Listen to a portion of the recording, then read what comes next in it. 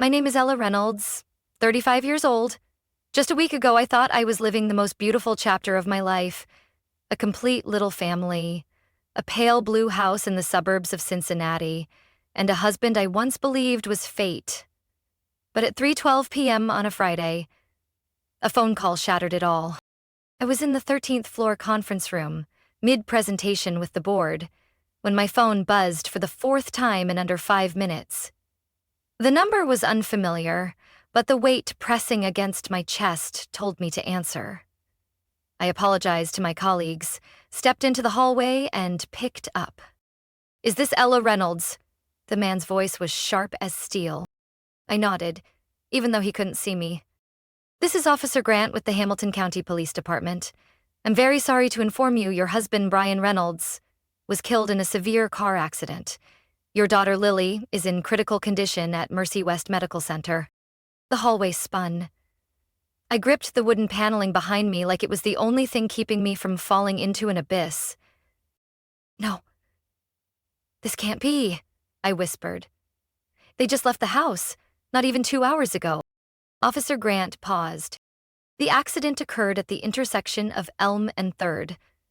A red SUV, driven by a man named Curtis Allen, ran a red light going over 50 miles an hour. He was intoxicated. Blood alcohol level tested at 3 times the legal limit. That's when I realized I couldn't breathe. I don't remember how I got to the hospital. I only know that my assistant manager, Natalie, screamed when she saw me collapse near the elevator, and she's the one who took me there. Weaving through crowded streets, every red light feeling like a curse tightening around my chest. In the emergency room, they didn't let me in right away. They said the doctors were performing procedures. They said I had to wait.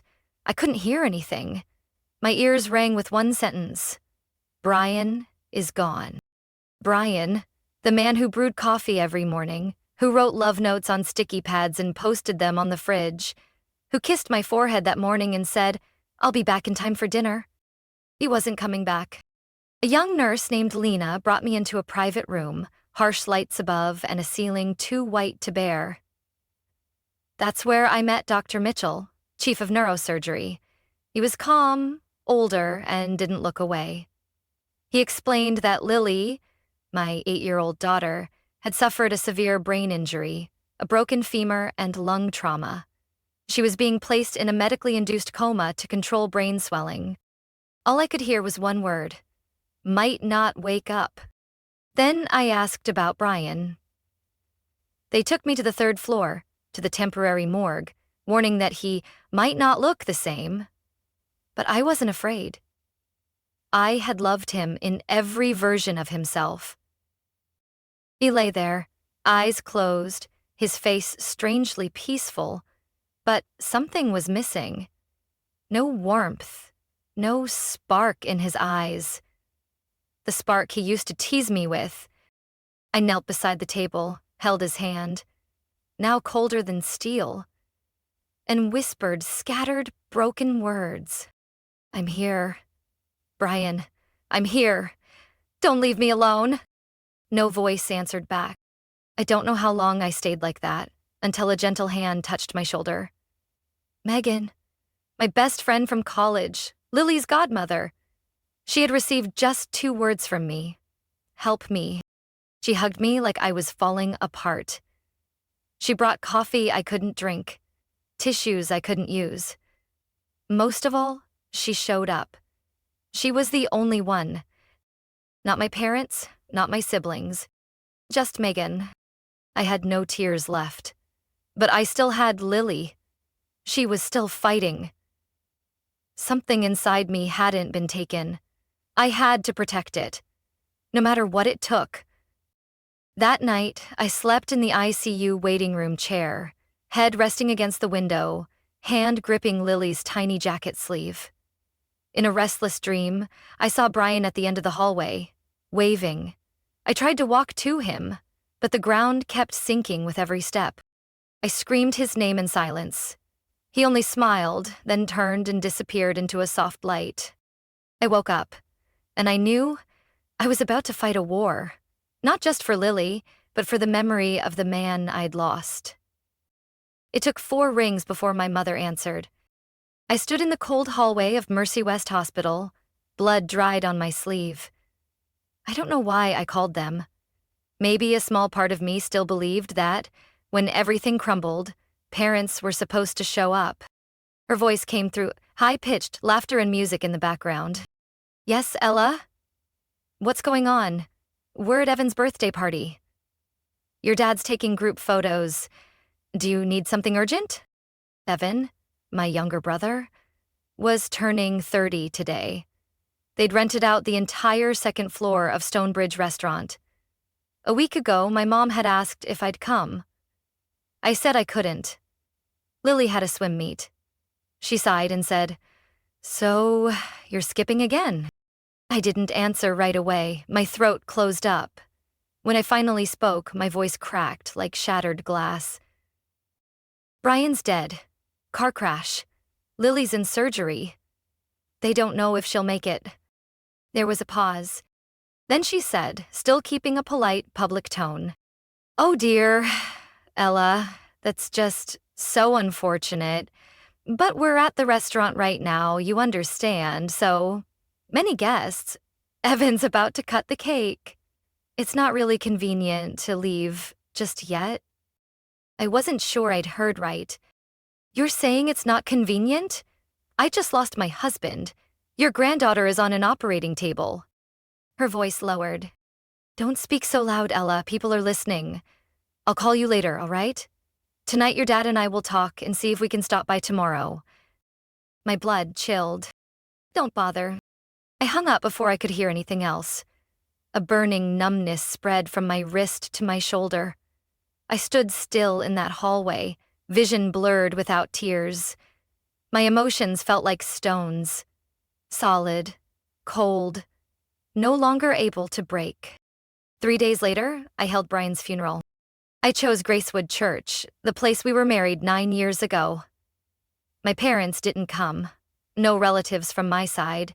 Just Brian's elderly parents, who flew in from Orlando. And Megan. Always Megan. The service was held Monday morning. I sat in the front row, wearing the black dress Brian had picked out for me last Christmas. His oak coffin gleamed under the soft lights, surrounded by wreaths from friends, co-workers, and even strangers who'd once seen him at job sites and said, "That man always treated people right." I stood at the podium, fingers gripping the creased paper holding the words I never got to say. I spoke about his coffee rituals, how he tied Lily's shoes, the last time he called me the best thing that ever happened to him. I didn't cry. I wouldn't let myself. As I stepped down, my eyes fell on a single empty seat, one I had saved. A seat right next to Megan. My mother didn't come. Neither did my father. The next day, I returned to the hospital. Lily still hadn't woken up. Her tiny frame was wrapped in a light blue hospital gown, a white bandage covering half her forehead. The machine beside her kept beeping steadily. A fragile heartbeat I clung to, hour by hour. One afternoon, the head nurse handed me an envelope. "Someone dropped this off this morning," she said. "No name left behind." I opened it. Inside was a pre-printed condolence card, our deepest sympathies. The handwriting was unmistakable. My mother's. At the bottom, she had written, by hand, "We'll stop by when we get a chance if Evan's schedule clears up." I placed the card into the drawer beside Lily's bed. No one mentioned it again. For the days that followed, I survived on instinct. I kept my phone plugged in at all times, ready to receive any update from the medical team. Each morning, I asked Dr. Shelton if there was any progress. Each night, I sat by Lily's bed, reading Charlotte's Web aloud, voice steady, afraid to let it tremble. Sometimes I thought, if only I had kept Brian and Lily home that day. If only I'd canceled that meeting. If only I hadn't believed the world would always give us one more day. Saturday afternoon, after a meeting with the hospital's financial coordinator, I walked into the ICU and saw a bouquet of white lilies on the table. No card, no name, but I knew. My mother always chose white lilies for formal occasions. I stood there for a long time, then gently dropped them into the trash can by the door. My birth parents had chosen a birthday party over their daughter's devastation. No hug, no questions, no offer to help. Just pleasantries and a late card. I didn't need them anymore. Lily was still lying there, fighting hour by hour. And me? I had buried Brian, signed the organ donation paperwork myself, bought my own mourning dress. If anyone ever asks me, where was your family when you needed them most? I'll answer. Real family sits beside the hospital bed without needing an invitation, not the ones who send flowers and vanish. On weekend mornings, Brian used to wake up before me and gently pull back the kitchen curtains, letting sunlight flood our small house on Woodridge Lane. He'd tie on his apron, play his favorite jazz vinyl, and start mixing pancake batter with the wooden spoon Lily called Daddy's magic wand. Lily would come running barefoot from her bedroom, hair tangled like a bird's nest, face glowing with excitement.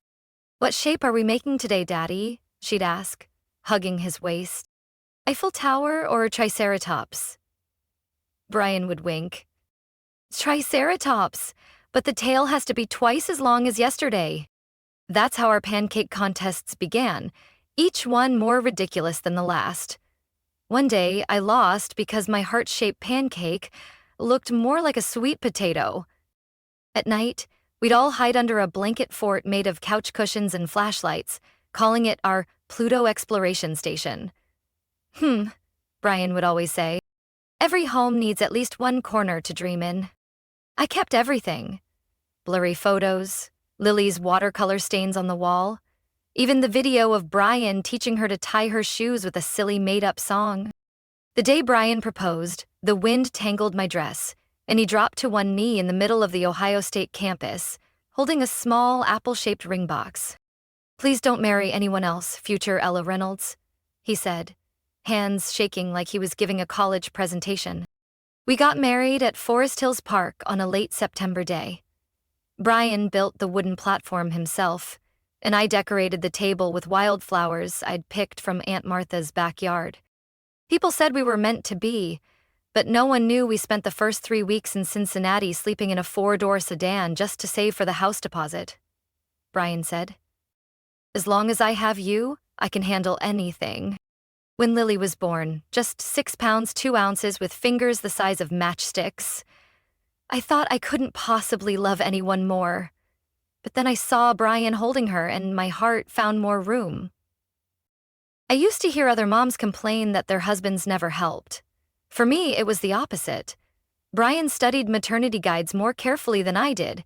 He made charts tracking Lily's feedings, logged diaper colors, and learned infant CPR from YouTube videos in the middle of the night.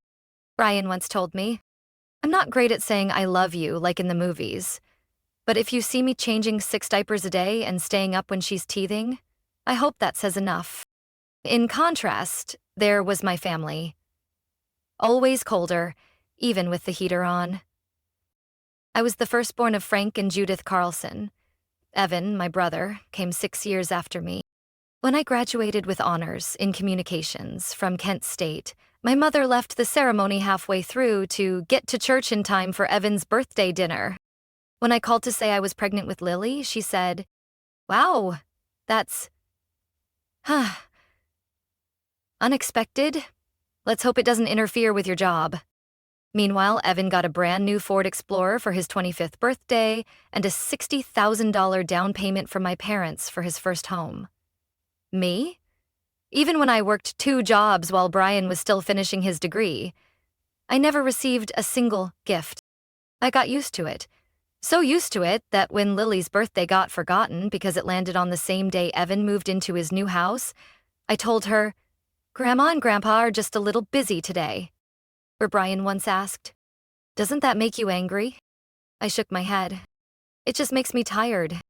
I used to think that if I tried hard enough, if I was a better daughter, my parents would eventually be proud of me.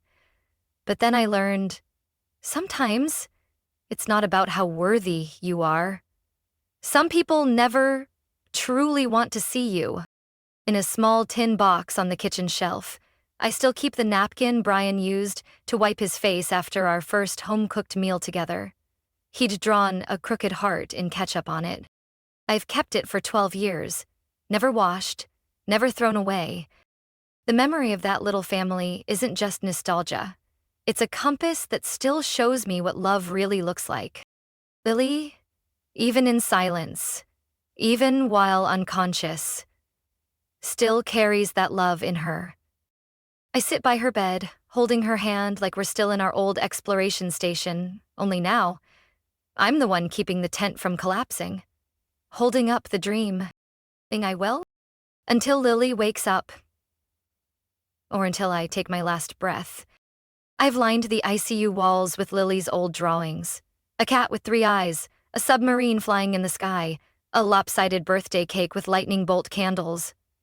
Every one of them carries the sweet, quirky joy of an 8-year-old girl who loved color and imagination. She still hasn't woken up, but if she can sense anything, I believe it's this: the colors, the Crayola crayon smell, the soft rustle of paper as I replace the drawings each morning. The hospital room was still dim. The only sound was the steady rhythm of the respirator, like calm waves. My little girl lay motionless among monitors, IV lines, and catheters. A portion of her head was wrapped in white gauze, exposing a delicate but lengthy stitch that reached nearly to her ear. The attending physician was Dr. Alan Mitchell, a tall man in his 50s with salt and pepper hair, quiet but direct. Every morning, he knocked twice before entering. "Good morning, Ella. Let's see how Lily's doing today." His voice was low, not overly hopeful, not alarming. He presented facts, always ending with a sentence that gave me permission to believe. What matters most right now, she's still fighting. On the 8th day, Lily was pulled out of a medically induced coma to monitor her natural responses. Every heartbeat, every eyelid twitch was recorded. I sat still for hours, watching for a finger to curl or her chest to rise a little deeper when I reached the tense part of Detective Millie and the midnight map. Sophia, the night nurse, kept a notebook by the bed, noting even the smallest changes. 2:17 a.m., slight toe reflex. 3:05 a.m., facial grimace during bandage change. 4:42 a.m., eyelid tremor when mom sang. I read those lines over and over, like someone reciting prayer beads. On the 12th day, Dr. Mitchell called me into the hallway. "The MRI shows the intracranial pressure has stabilized." I didn't dare feel relieved yet. "What does that mean?" I asked. "It means, if things keep moving in the right direction, Lily might begin breathing on her own again. But don't expect anything dramatic. Recovery like this tends to be slow. Faint. We'll need patience." I nodded, even though inside I wanted to scream. I was exhausted. That night, while I was wiping Lily's face with a warm cloth, her right index finger twitched. Not a spasm. It was deliberate, slow, and firm. I froze for a few seconds, then called out, "Sophia, in here." The nurse entered, checked her pupils, gently manipulated her fingers. "We've got a voluntary response," she whispered. "That's hopeful."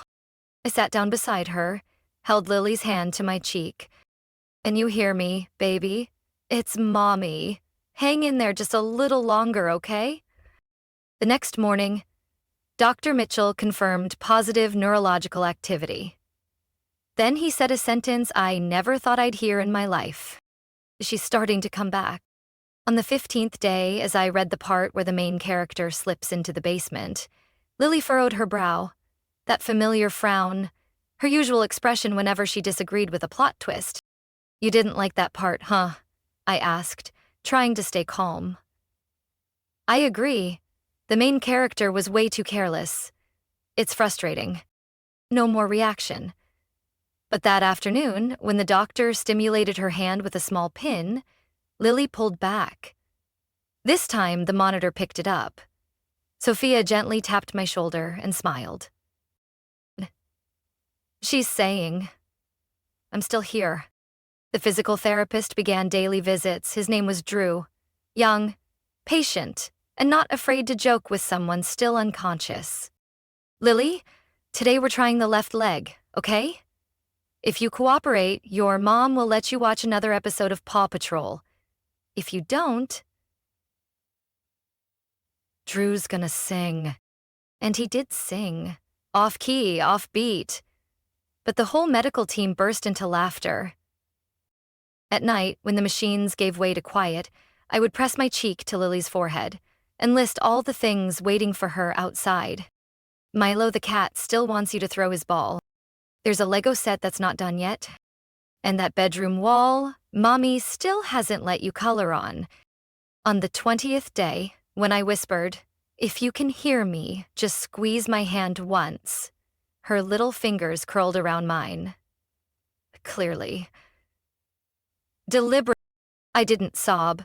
I simply leaned down, kissed her hand, and whispered, "Mommy's here. I'm always here." Beyond the glass, Dr. Mitchell nodded at me. He didn't need to say a word. Lily was coming back. Slowly. Fragile, but with the same fierce spirit Brian once used to describe her. She's got your eyes, but twice your willpower. I looked at my daughter, still delicate under the overhead lights, but now, instead of only seeing pain, I saw something else. Life, slowly opening its eyes. I was folding Lily's sweater into the laundry bag when a soft knock came at the door. A tall man in a charcoal gray suit stood there, hair lightly graying, holding a leather briefcase. He handed me a card. Ethan Weller, personal injury and accident attorney. "Ms. Ella Reynolds?" he asked, polite but with the knowing gaze of someone who'd stood in many rooms like this. "Yes."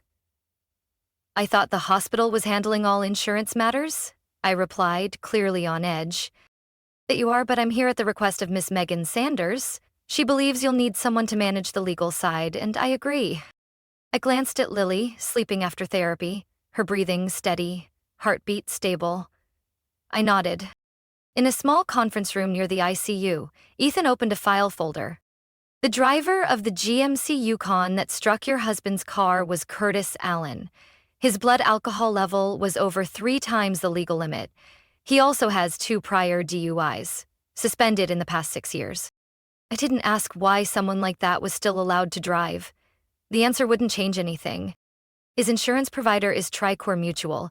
Given the records and the potential civil liability, they are considering a settlement before trial. I sat up straighter. Ethan slid a document toward me, without pressure. The top line read, "Initial settlement offer, $4.6 million. I stared at the number, like I just swallowed an ice cube whole. "That's a starting figure," he continued.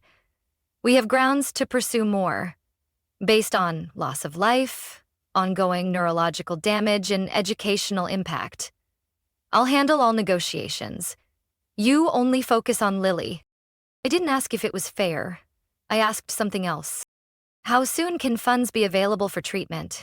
If we sign the legal authorization and finalize the allocation structure this week, I can push for an initial disbursement within 14 days. Some will go toward pending emergency costs. The rest, I recommend placing into a specialized medical trust." I nodded. "I don't need cash. I need Lily to live the best life she can, now and later." Ethan offered a faint smile. "That's exactly why I took the case." 3 days later, I signed the documents at a law office on Reading Avenue. Ethan's financial counsel, a woman named Jolene who specialized in pediatric neurotrauma, proposed dividing the funds into 3 parts. One portion was disbursed immediately for existing expenses like the ICU, neurosurgery, physical therapy, and home medical equipment. The second portion went into a specialized medical trust under periodic review and management by a board of doctors, financial advisors, and myself.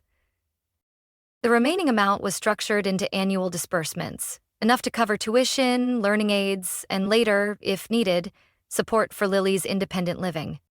When Jolene asked, "Do you want to allocate any portion for yourself? For emotional damages, lost income, or caregiver benefits?"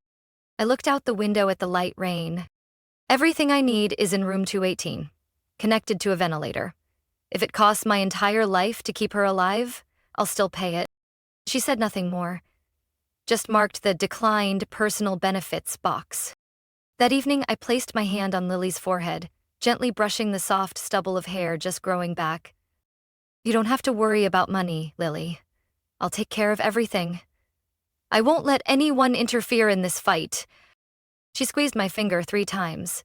We had a deal. 3 squeezes meant, I love you. Her laugh. Choked but real. I love you too, Lily. More than anything in this world. The next day, Dr. Mitchell announced the new treatment plan. Lily would be transferred to a specialized rehab center in Columbus. It cost nearly $3,000 per day, plus home ventilator equipment, a personal therapist, and wheelchair-accessible modifications. Ethan called while I was reviewing her medical chart. I just finalized the last round of negotiations. Final settlement is $6.8 million. Tricor signed. Funds will hit the trust account within 72 hours. I stood quietly in the family lounge, listening to the rain tap against the windows like a soft knock. Thank you, Ethan, not just for the number, for making me feel like I don't have to carry it all alone anymore. His voice stayed calm. Women like you should never be left alone in this kind of fight. When I returned to the hospital room, Megan was reading Ocean Explorers beside Lily. Her eyes were open, still unfocused, blinking slowly, but tracking sound. Megan smiled. She's looking for your voice. I stepped forward, sat at her bedside. I'm here, not going anywhere. Everything will be okay. That wasn't just empty comfort. This time, I had something I used to be desperate to find. A light bright enough to call hope. On Tuesday, exactly 1 week after I signed the settlement confirmation, my phone rang. My mother's name lit up the screen. Judith Carlson. I didn't answer. 30 minutes later, a text came through. We'll stop by to see Lily this afternoon, bringing a few gifts. 2:30, okay? No question if I agreed. No mention of how long they'd been absent. I stared at the message, then replied simply, Room 314, come. I didn't tell Lily. She had just finished a leg-stretching session with Drew and was sound asleep. At exactly 2:28, my mother walked in. Gray wool coat, pale pink lipstick, beige handbag. Perfectly put together like she'd just come from a client meeting. My father followed, looking older but still scanning the room like always. In his hands, a giant plush bear wrapped in metallic paper, the blue ribbon glittering almost offensively.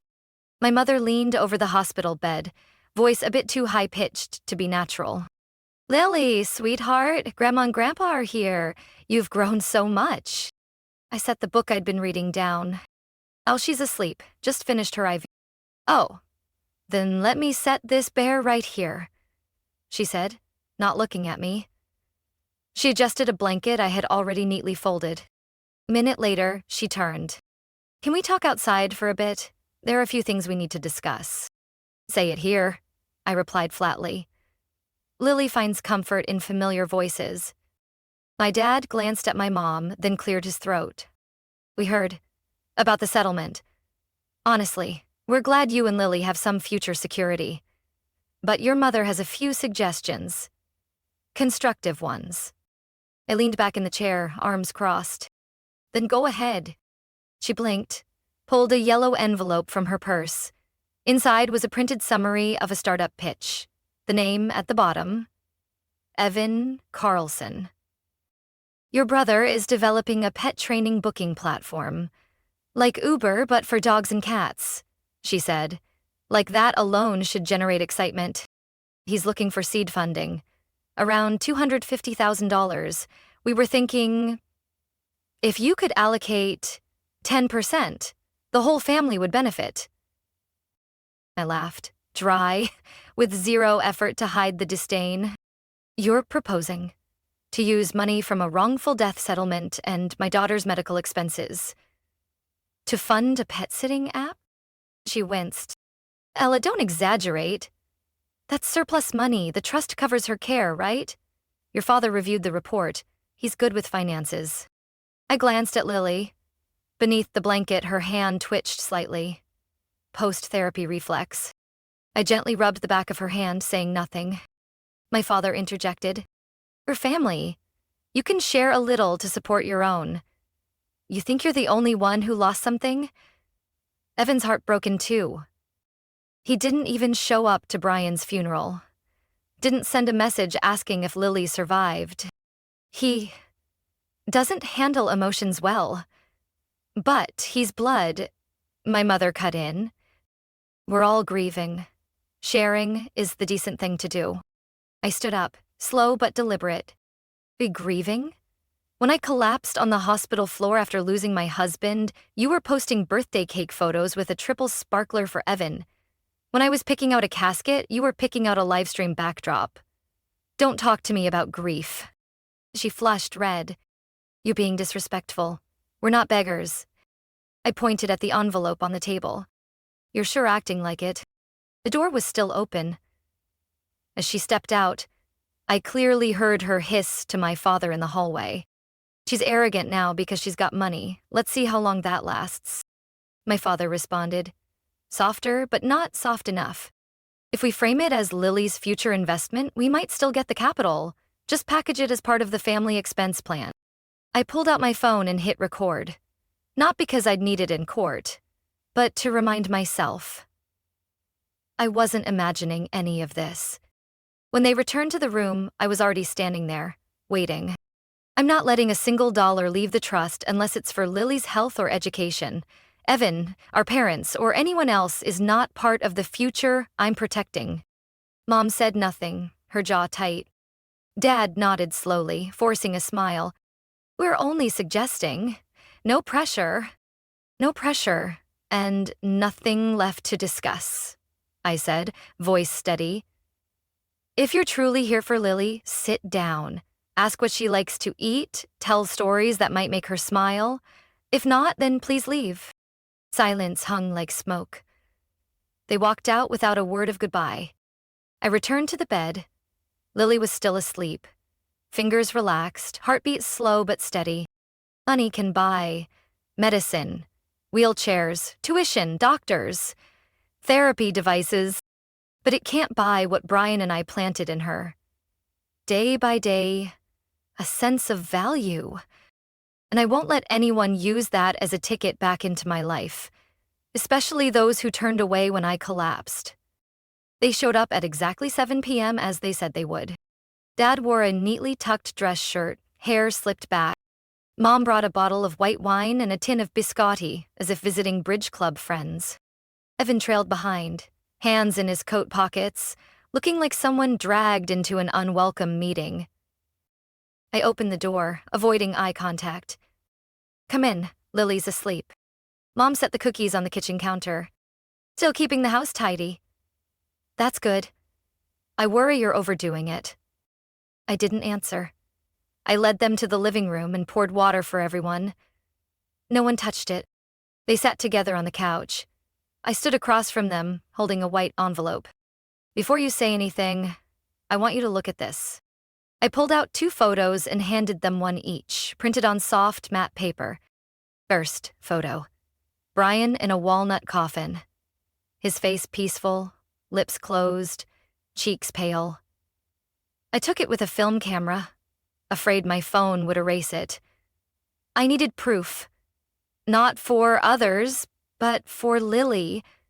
So she'd know her dad didn't just vanish. Second photo, Lily in the ICU, head wrapped in gauze, face swollen beyond recognition, breathing tube jutting from her mouth, wires everywhere. I kept that moment, though every cell in me screamed against it. Part to remember, part so no one could pretend this was just the past. Mom covered her mouth. Evan turned away. Dad placed the photo down, staring at me like he'd been slapped. I spoke slowly, each word sharp as a gavel. This is the cost of that settlement. 2 things that can never be measured in dollars. 1, my husband. 2, my daughter, who used to run and jump, now learning to walk again like an infant. Mom regained composure faster than I expected. We're all grieving, Ella. Sharing a portion of the money doesn't erase your loss. It's not sharing, I said. It's a demand. A hint, wrapping greed in the costume of family. Dad cut in, his voice lower. Maybe we came at this wrong. But you could give us a chance. Help Evan start again. I set my glass down and pulled out the trust's financial report. The full compensation is under structured oversight, 3 layers of approval. Any expenditure outside Lily's medical care, rehabilitation, education, or special needs will be denied. Mom frowned. You're shutting your family out. We raised you for 18 years. Is this how you forget responsibility? I smiled faintly, no humor in it. For those 18 years, you missed my graduation, skipped my wedding, didn't check in after my miscarriage. The one constant? You always knew what Evan needed. Evan lowered his head, silent. I turned to him. You don't have to apologize. You owe me nothing. But if you want anything from my life, don't start by asking for money from Lily's pain. The room turned thick with tension. Mom set her glass down harder than necessary. When you need us, you'll call. Don't think you're strong enough to stand alone forever. I walked to the door. If one day you want to ask, how's Lily today? Without bringing up money or guilt, I'll answer. Otherwise, I'll keep doing what I've been doing, holding on to what's left of a real family. Evan rose first. I'm sorry, Ella, for doing nothing when I should have done something. I gave a slight nod. He walked out. Dad followed silently. Mom lingered, hand clenched around her purse. You'll regret this someday, she said. Not for the money, for the loneliness. I closed the door just enough to make her step back. Inside, Lily stirred in bed, hand reaching for her familiar corner. I walked over and placed my hand on her back. None of them had asked whether she could eat again, whether she'd had therapy today, how many times she called Daddy in her sleep. The ones who only show up when 6 zeros are on the line don't get to stay, when only shallow breaths and resilience remain. Late Wednesday afternoon, I found a thick envelope in the mailbox.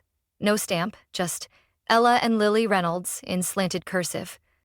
I brought it inside and left it on the kitchen counter, needing 30 minutes before I had the strength to open it. Inside was a card with a dolphin wearing a birthday hat. Tucked inside it was a handwritten letter. 3 pages on pale yellow lined paper. At the bottom it was signed, Mom and Dad. Ella? If you've made it this far, it means you didn't tear up the letter right away. And we thank you for that. The photo you showed us the other day has haunted me. Not just because of the pain it captured, but because it reflected the person I never thought I'd become. We were wrong. Not just in how we handled things after the accident, but in all the ways long before. We never really saw you, even when you stood right there, grown, strong, successful. I used Evan as an excuse for every lack of affection. That can't be justified. We're not writing to ask for anything, not bringing up money, not blaming time. Just one thing. If you allow it, we'd like to come to Lily's birthday this Saturday. Not to seek forgiveness, not to make amends, just to be present, truly present. I folded the letter and held it between my palms for a few minutes. There were no tears, no instant forgiveness, but something loosened in my chest. Lily's birthday was held in the backyard of our new home, the one I bought with the settlement money from the accident, with a low porch that made it easy for her wheelchair to roll in. The grass was neatly trimmed, and shiny sea creature balloons shimmered in the breeze. This year's theme was ocean animals. Lily picked it because Daddy liked humpback whales, and I like glowing jellyfish. She could now sit steadily in her wheelchair, and her right hand had regained enough strength to draw again, even if the lines were still shaky. She still needed support to walk, but her eyes sparkled with the same fierce joy. Megan brought 2 cakes, one shaped like a squid, the other a submarine. Brian would have laughed if he'd seen them. I think he would have loved this party. At 3 p.m., I heard the soft sound of tires outside the gate. The familiar silver sedan parked. Mom stepped out first, holding a large gift wrapped in dolphin mattern paper. Dad followed with a white fabric tote. Evan wasn't with them. I walked out to meet them, saying nothing. They said nothing either. Mom glanced at Lily, who was laughing with her classmates and physical therapist. Her face relaxed slightly, as if she were touching something she thought was gone for good. "She looks incredibly strong," Mom said quietly. I nodded. "She's got Brian's blood." We walked over together. I introduced them simply. "Lily, your grandparents are here." My daughter looked directly at them. Her dark brown eyes saw more than any 8-year-old should. "I had an accident. Daddy died. I needed someone, but no one came." Mom froze. Dad lowered his head. No one tried to deny it. Lily continued, more softly, "But today's my birthday. If you're here for me, you can stay." Then she turned to her friends and shouted, "Guys, these are my grandparents. They're kind of old school, but they brought the whale cake." Everyone burst out laughing. I poured lemonade for Mom, brought a plate of cake to Dad, and quietly watched them sit beside my daughter, asking no questions about the past, making no excuses, just asking. "What books do you like? Does anything still hurt? Want to guess how many rows of teeth a shark has?" Lily answered all of them with a smile. A month later, Mom called to ask if she could have Lily's therapy schedule. She wanted to attend a few sessions. Dad offered to help fix the handrail on the back steps, where I was planning to build a small ramp so Lily could practice walking down to the garden. I didn't turn them away, but I didn't fully open up either. This time, though, I didn't feel the need to keep my guard up with every breath. Families don't have to be perfect to exist. They just have to show up. Consistently. Until they prove, through action, that love can be relearned. One October afternoon, while Lily and I sat watching a flock of sparrows land on the white fence, she asked me, "Mom, if I didn't go swimming that day, would Daddy still be here?" I paused, then held her hand. "Maybe. But Daddy chose to take you because he believed you deserved to be proud." Lily nodded, looking up. "Then I gotta do something to make Daddy proud, even if I can't swim fast anymore." I smiled, pulling her close. "If you keep trying, Daddy's already proud." The house was quiet. A breeze nudged the back door open, letting in the warm light of late afternoon. True family isn't made of shared blood or duty. It's forged by those who choose to stay, even when they have no obligation. Except unconditional love. My family now is just 2 people, but we understand the value of showing up more than most. Ella's story is a powerful reminder that family isn't defined by blood. It's defined by those who choose to stay when you're hurting most. In real life, we all face loss, betrayal, or isolation. But it's in those moments that we learn to draw boundaries, protect what remains, and rebuild home through presence and sincerity. Because sometimes, a real family is just 2 people, one who loves and one who never leaves. What do you think of Ella's choice and how she protected her daughter from further pain? Share your thoughts in the comments. And don't forget to follow the channel for more heartfelt, thought-provoking stories about family and life.